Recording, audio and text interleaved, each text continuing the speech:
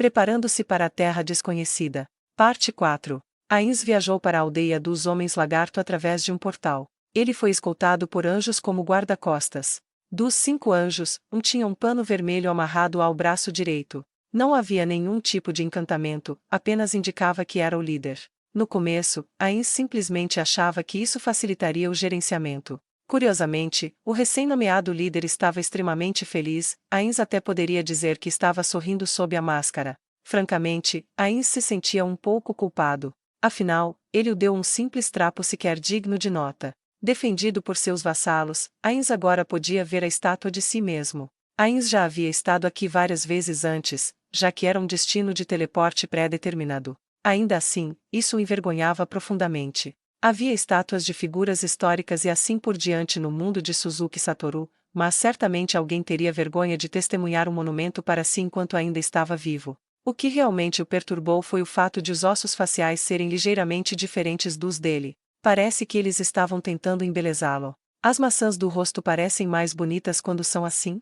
Não entendo nadinha de arte. Que tipo de sentido estético poderia ter criado essa coisa? Enquanto contemplava o assunto, se virou e notou Cocytus e seus homens lagarto que genufletiram diante dele. Ele estava acostumado a essa genuflexão agora que tinha mais experiência em desempenhar o papel de um governante. Ainda assim, não agradava a Suzuki Satoru, um mero assalariado. Porém, como entendeu que era um sinal de lealdade, deixou que continuassem. Levantem a cabeça. Depois que a permissão, dada com sentimentos contraditórios, foi concedida, os homens lagarto olharam para cima, como se tivessem voltado à vida. Obrigado por fazer toda essa jornada até aqui, Ainz-sama. Ainz indicou que Cocytus se levantasse. Claro. Obrigado a você por trabalhar com tanto afinco. Eu recebi o seu relatório sobre a aldeia. Embora eu apenas tenha dado uma lida rápida, não vi nenhum problema, o que é bom.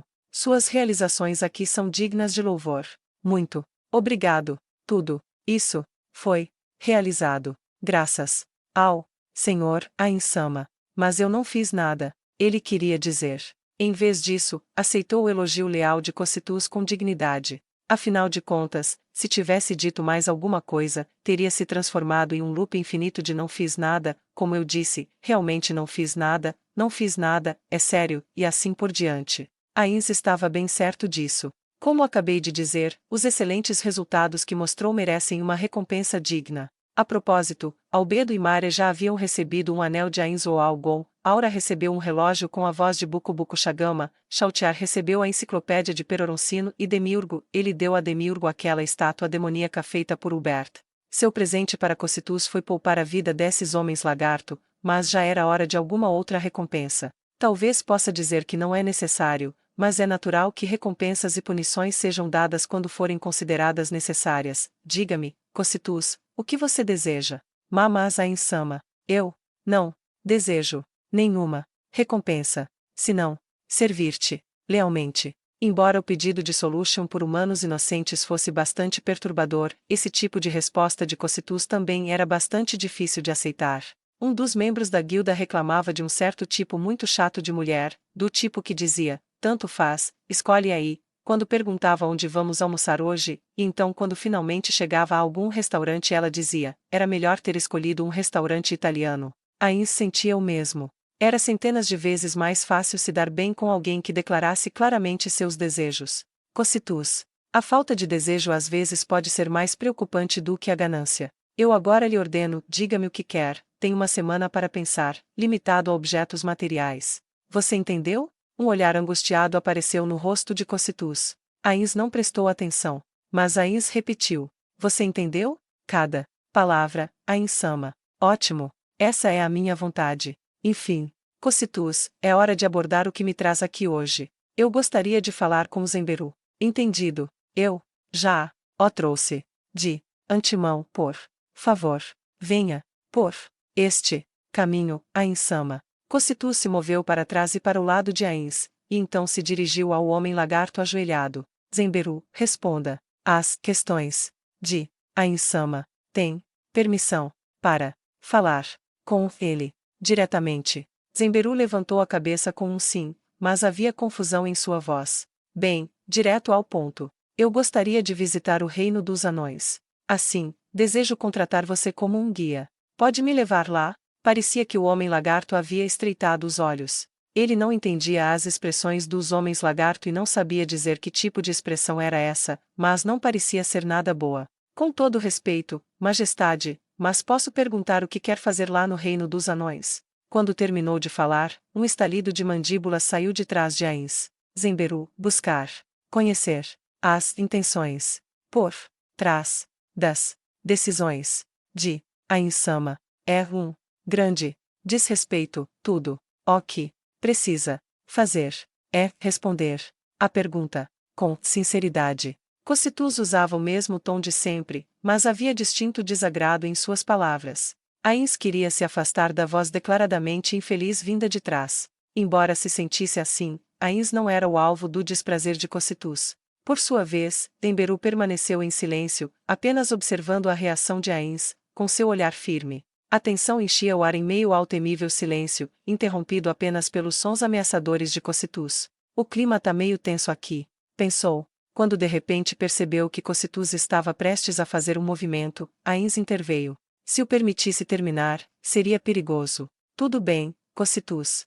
Zemberu não me mostrou nenhum desrespeito. Mas, Ains-sama, está bem. Então, expresse suas dúvidas, Zemberu. O que deu origem ao equívoco que você tem? É bem normal ele agir assim, ainda mais considerando o que eu fiz com as aldeias. Ains não deixou seus pensamentos serem externados. Se assim o quisesse, nenhuma culpa poderia recair aos servos de Nazarick por suas ações. Agir de outra forma diante de seus subordinados pode fazê-los duvidar de sua capacidade como líder em atividades futuras. Zemberu, eu não tenho intenção de prejudicar os anões. Eu vim pessoalmente porque desejo formar um relacionamento amigável com eles. Tá falando sério? Olhe, seu. Ains se virou para Cocytus. Cocytus, sua lealdade me agrada. Mas eu já disse que está tudo bem. Não dê atenção ao que o Zemberu diz aqui, apenas releve. Entendido. Seria realmente o caso de fale francamente o que pensa. Pois se um CEO pedir fale francamente o que pensa, isso com certeza seria uma armadilha. Ains voltou sua atenção para Zemberu. Estou sim, Zemberu. Eu jurarei em meu nome se for necessário. Desejo forjar um relacionamento amigável com os anões. Claro, não vou negar que posso usar força em caso de hostilidade. Entendeu que tal curso de ação pode ser inevitável? Sim. Aí faz todo o sentido. Neste mundo, o forte se faz certo. Como direi isso? Não quero retribuir a bondade com malícia. Zemberu fez uma pausa para respirar calmamente. Ains se lembrou de como os guerreiros respiravam quando estavam prestes a lançar um ataque. É que, se o senhor lançar um ataque surpresa e começar o extermínio deles depois que eu te levar lá, eu oro para que me perdoe, mas eu vou ficar do lado deles. Um rangido silencioso veio de trás dele, e Ains disse, tudo bem. Mesmo sem checar, ele já sabia que era o som de Cocytus apertando suas armas. E agora? Pensou Ains, enquanto olhava com altivez para Zemberu. Parece que o treinamento em frente ao espelho valeu a pena, porque o corpo de Zemberu estava congelado de terror. Ora, se isso acontecer, eu simplesmente terei que destruir você. Não posso negar, sua coragem é admirável. Mas já considerou o fato de que sua traição pode acabar destruindo todos os homens lagarto na aldeia? Majestade sabe o que é ser justo, e não faria isso. Estou errado. Enquanto Zemberu olhava fixamente para ele, Ains segurou o queixo com o polegar e o indicador. Então, fez um anúncio. Parece que está enganado. Eu considero questões em termos de benefícios e obrigações. Embora eu provavelmente não destrua o grupo inteiro pela traição de um homem, caso traições semelhantes possam ocorrer no futuro, e que as desvantagens superem os benefícios de deixá-los vivos, você não acha que eu vou exterminar todos sem demora? Ou acha que eu sou um ser descerebrado cheio de amor para dar? A expressão de Zemberu mudou. No entanto, Ains não sabia o que tal expressão significava. Parecia estranho dizer isso sendo um morto-vivo, mas ele achava que os homens lagarto eram astutos. Não havia necessidade de entender as expressões de outras raças. Afinal, ele era apenas um morto-vivo com as memórias e experiências do ser humano chamado Suzuki Satoru. Como parecia que Zemberu não falaria mais nada, Ains continuou. Mas relaxe. Não vou destruir a aldeia mesmo que me traia. Afinal, não seria uma rebelião organizada e sua reação é bastante compreensível, dada a sua personalidade e passado. Eles são seus velhos amigos, seus benfeitores. Eu entendo por que ficaria do lado deles. E para ficar claro de uma vez por todas, não destruirei o reino dos anões se eu não tiver motivo para isso. Independentemente de os jogadores estarem presentes ou não, Ainz não queria lançar-se diretamente às hostilidades sem antes dialogar. Afinal, as coisas não estavam progredindo muito bem com os países vizinhos. Agora que eles tinham que vassalizar o país com o qual pareciam ter tido as melhores relações, seu nome viveria na infâmia se terminassem em guerra contra os anões também. Portanto, eles tinham que fazer o melhor para assinar um tratado de amizade com os anões. Dessa forma, eles poderiam mostrar aos países vizinhos que o Reino Feiticeiro era um instituto que poderia aceitar pactos e acordos. Isso também os daria moral elevado e permitiria que limitassem as ações que poderiam ser tomadas por qualquer jogador escondido mundo afora. O que os jogadores fariam se soubesse das ações do Reino Feiticeiro? O resultado mais provável era que eles considerariam o Reino Feiticeiro um império do mal e usariam isso como motivo para organizar uma guerra. Por outro lado, o que fariam se soubessem que o Reino Feiticeiro havia assinado um tratado de amizade com o Reino dos Anões, do modo que uma nação moral faria? Algumas pessoas podem pensar que foi assinado sob coação ou que foi uma diplomacia das canhoneiras. Contudo, na superfície, pareceria ser um tratado justo e normal. Hipoteticamente falando, se um jogador decidisse travar uma guerra no Reino Feiticeiro, esse jogador certamente convidaria entidades do seu nível, provavelmente outros jogadores, a se juntarem nessa cruzada. Entretanto, algumas dessas pessoas já poderiam ver o Reino Feiticeiro como uma nação decente. E justamente essas pessoas avessas à guerra podem usar o Tratado do Povo Anão como uma razão para ficar fora do conflito.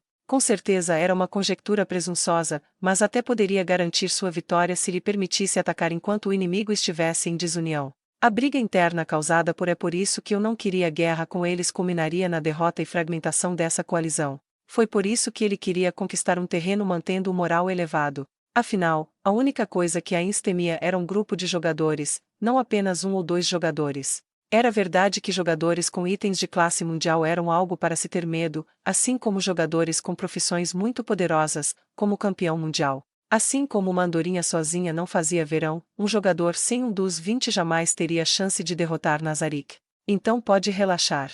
Entendi. Uhum. Assim é bem melhor. Posso contar com você, Tenberu? Sim, Majestade. Vou te levar para a cidade das cavernas dos anões, onde morei pouco tempo. Ainz assentiu em satisfação e então se virou para Zaryuzu. Bom, a seguir, Zaryuzu. Por favor, aceite minhas felicitações sobre o aumento de sua família. Mãe e filho estão bem. Zaryuzu nervosamente, aparentemente, respondeu. Sim, Vossa Majestade. Eles estão bem. Parece que meu filho está prestes a começar a andar. Nossa, que rápido! Dito isso, suas investigações revelaram que as crianças humanas neste mundo se desenvolviam mais rapidamente do que as do mundo de Suzuki Satoru em todos os aspectos, seja em termos de dentição, falar ou caminhar por conta própria. Claro, isso era apenas algo que ele havia inventado depois de comparar suas observações com suas lembranças que Touch me dissera no passado. Mesmo? Eu sinto que é normal. Ah, entendo. Parece que considerei isso do ponto de vista de um humano. Crianças, Atualmente, estou no processo de construir uma nação composta de seres de várias espécies trabalhando juntas. Se eu lhe pedisse para viver em uma nação de humanos sob minha regencia com o propósito de acelerar essa agenda, você aceitaria? Se for uma ordem, eu não posso recusar, Vossa Majestade. Oh, não seja assim. Embora não tenha sido a intenção de Zaryuzu, soou com um tom de chacota. A mesma coisa aconteceu com o Ainzash antes, refletiu Ainz enquanto continuava falando.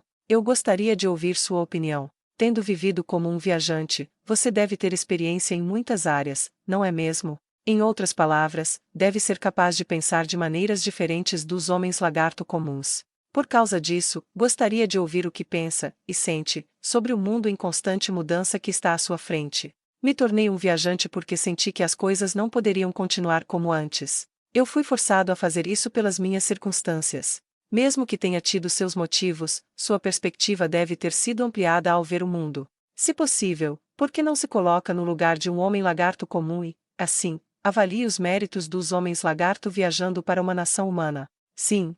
Depois de pensar brevemente, Zaryuzu falou mais uma vez. Pessoalmente, eu não gostaria de viajar para uma cidade humana. Eu me sentiria desconfortável, ter minha esposa e filhos sujeitos a isso não me agrada. Mesmo sendo um país governado por Vossa Majestade, seria muito difícil. Ter que abandonar o ambiente familiar e viajar para um ambiente completamente diferente era profundamente angustiante.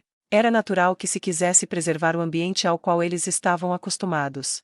Isso era especialmente verdadeiro para Zariuzu, que agora era um pai de família. Alguns poderiam caçoar e chamar de viver na defensiva, mas Ains achava que uma pessoa que não sabia o momento de ficar na defensiva quando preciso era o verdadeiro fraco. Entendo. Então, é possível que as crianças se acostumem com esse tipo de coisa. O senhor só pretende levar as crianças, Vossa Majestade. Ains sentiu que a atmosfera ficou mais perigosa. Zariuzu deve ter pensado que Ains forçosamente separaria as crianças de seus pais.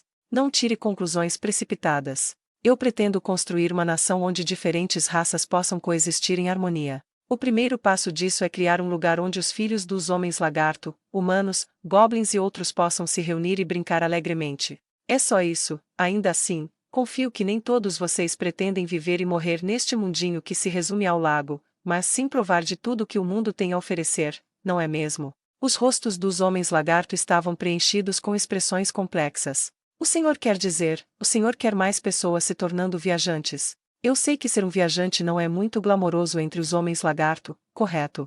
Eu estou simplesmente dizendo que deveriam rever seus conceitos, deixando bem claro, será que você e sua esposa querem que seu filho fique preso somente a essa pequena parcela do mundo? Um estranho olhar cruzou o rosto de Zariuzu. Isso é difícil de dizer. Eu gostaria que as crianças vivessem em uma aldeia segura, já que temos muita comida, mas os tempos são diferentes agora. Ele deve ter falado em sua capacidade como pai. Isso foi um pouco diferente de como Ains queria que os NPCs vivessem em felicidade. Enquanto ele refletia, Ains começou a sentir uma certa afinidade com Zariuzu. Eu sei como se sente. Não se pode esperar mudanças daqueles que já decidiram qual caminho seguir. Quanto mais rápida a mudança surgir, mais a geração mais velha a rejeitará com resmungos. Ains deu de ombros enquanto Zariuzu e Zenberu sorriam. É como Vossa Majestade diz, os anciãos ainda se queixam de vez em quando. Respondeu Zariuzu. Mas ele tá dizendo na sua cara que você é um desses velhos, Zariuzu. Zariuzu olhou para Zenberu, perplexo, até mesmo Ains conseguiu perceber isso. Porque sou pai. Bem, pode ser que sim. Ains olhou com carinho para Cocitus, que estava ao seu lado. Bem, parece que vou ter que deixar isso claro. Cocitus, vou agora dar-lhe uma ordem. Entendido. Mesmo que Zenberu escolha se opor a mim, você está proibido de prejudicar qualquer um de seus amigos. Eu ouço e obedeço, Supremo. Ains assentiu em satisfação a Cocitus que se curvava profundamente, então olhou de volta para Zenberu. Zenberu, eu gostaria que me contasse tudo. Diga-me onde conheceu os anões, que tipo de vida teve com eles, que tipo de presentes os agradam e assim por diante. Não poupe palavras. Pode crer, Majestade. Que grosseria. Tudo bem, Cocitus. Ele perderia a cabeça por algo assim em circunstâncias oficiais. Ains olhou em volta. Como isso dificilmente é um cenário formal, vou permitir que fique impune. Creio que posso perdoar tal ato. Ains riu e Cocitus falou novamente, confuso. Ai Ains-sama. Ains estendeu a mão para interromper Cocitus e depois encarou friamente Zenberu. Ele usou o movimento que havia praticado inúmeras vezes diante do espelho. Contudo, Zenberu, há uma coisa que não deve esquecer. Cocitus vai se sentir culpado por causa do tom vergonhoso que se dirigiu a mim. O corpo de Zenberu estremeceu, possivelmente por medo. São esses os tremores pré-batalha? Sinto muito mesmo, Majestade. Seu servo ultrapassou os limites. Assim é melhor. Deveria ser grato ao Cocitus, o administrador desta aldeia. Por causa dele, eu não os farei nenhum mal. Sem mais delongas com essa conversa sem sentido. Vamos começar a discutir sobre o reino dos anões. Antes disso, não, se, senta, Ains-sama. Ains ficou levemente incomodado com a sugestão de Cocitus. Como não sentia fadiga, não precisava se sentar. Todavia, ele não podia ignorar sua sugestão. Claro. Providencie então. Cocitus, não use algo muito luxuoso. Qualquer coisa que eu possa sentar já estará de bom tamanho. Entendido. Por favor, com licença. Cocitus ficou de quatro, prostrando-se no chão. A imagem de Chautiar se sobrepôs à de Cocitus dentro de sua memória. Eu acho que não preciso perguntar, mas só para garantir. O que você está fazendo? Eu ouvi dizer que a Chautiar uma vez fez isso, assim. Sendo, eu pretendi imitá-la. Aquilo foi um castigo. Não há necessidade de fazer o mesmo. Mas os homens lagarto, sob meu comando, falaram desrespeitosamente com ó Senhor, Ains-sama. Não precisa reviver o passado. Eu já disse que não teve importância. Não me ouviu. Isso é verdade, mas... Fala sério. Ains tentou falar com ele, mas Cocytus estava provando ser inesperadamente teimoso. Apesar do fato de que os mortos-vivos não se cansavam, a fadiga encheu a alma de Ains. Sentindo a dificuldade ao redor dele, Ains decidiu abandonar sua resistência e fez um pronunciamento. Ah, que seja. Irei me sentar, Cocytus. Entendido. Sua resposta foi bastante contundente. Sentado assim na frente dos outros era muito bem, até certo ponto, era embaraçoso. Ainda assim, os outros achariam estranho se hesitasse aqui. O que ele deveria ter feito era adotar o ar de um soberano absoluto e sentar-se com naturalidade no corpo de seu vassalo. Ains se inclinou na cintura. Na verdade, era muito desconfortável. Mais precisamente, era muito irregular e gelado. Além disso, Cocytus parecia estar ofegando e bufando de excitação, vazando uma névoa branca cada vez mais espessa. Parecia que alguém havia borrifado água quente no gelo seco e os vapores se espalhavam entre as pernas de Ains. Parecia algum efeito especial usado para fazer alguém parecer mais impressionante, e isso o fazia sentir como se estivesse sentado em uma cama de pregos. Isso lhe agrada, Ains-sama. Nem fodendo. Ele não podia ser honesto aqui. Uma parte estranhamente curiosa dele queria saber o que aconteceria se falasse o que pensava, mas só de pensar na reação de Cocytus já era assustadora por si só. É até bom. Pareço um pervertido falando assim. Ains havia pensado o mais rápido que pôde, mas não conseguia pensar em nada melhor. Posso saber, entre eu e Chautiar, qual de nós, ó Senhor, prefere? Ains ficou mudo. Como ele deveria responder? Porque quer saber? Senhor, eu sinto que devo praticar para quem cavalgará eminência minhas costas algum dia. E de onde ele tirou essa maluquice? Cocytus era uma espécie que permitia à fêmea montá-los durante a reprodução? Ou ele era apenas um masoquista sexual? Takemi Kazushi-san. Não poderia ser, ele demonstrava ser um homem decente. Ele poderia ser um apaixonado por lutas, mas deve ter sido um bom homem que raramente dava problemas às pessoas. Mas por que Cocytus acabou assim? Ains estava abalado até a alma, como se tivesse descoberto o fetiche secreto de outra pessoa. E então é por isso? Excelente. Embora realmente não soubesse se era de fato algo excelente. Sim, mesmo que eu possa estar abusando ao esperar por uma resposta. Quem é o vencedor? Ains-sama. É um pouco irregular, mas não ao ponto que me incomode assentar. Nesse sentido, a Chautiar é um pouco melhor.